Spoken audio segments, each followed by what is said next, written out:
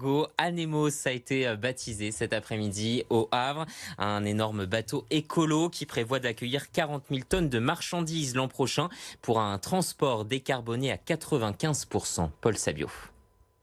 Derrière moi, vous pouvez voir ce gigantesque cargo voilier de 80 mètres de long. Anemos est le plus grand bateau de ce genre au monde et ce beau bébé sorti des chantiers de l'entreprise havraise Tout a été officiellement baptisé ce lundi après un premier voyage de 15 jours. Et l'un de ses plus gros atouts remarqués dès ce premier trajet a été le coût du transport qui a été divisé par 10 par rapport à un trajet à la voile habituel. On essaie au maximum effectivement de respecter les objectifs de décarbonation. Après, ce qui est difficile, c'est pour les manœuvres portuaires ou également dans les fleuves où on est obligé de suivre une route très précise et donc c'est difficile d'être uniquement à la voile. Mais dès qu'on arrive en haute mer, on fonctionne uniquement à la voile.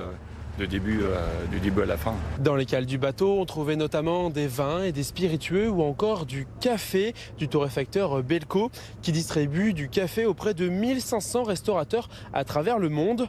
Pour lui, choisir Anemos implique une hausse de prix de 3 à 4%, mais apporte une vraie plus-value.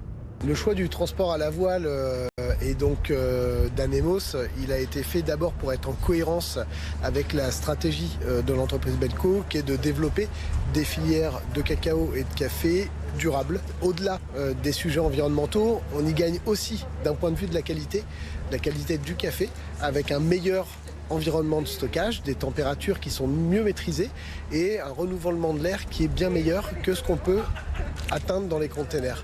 Anemos est l'un des 2 premiers navires d'une série de 8 voiliers cargo qui devraient être mis à l'eau d'ici 2027. Pour ceux qui souhaitent tenter l'expérience d'une traversée de l'Atlantique, à partir du printemps prochain, jusqu'à 6 cabines doubles seront disponibles pour les visiteurs. Comptez tout de même 4 000 € pour se rendre à New York en 15 jours.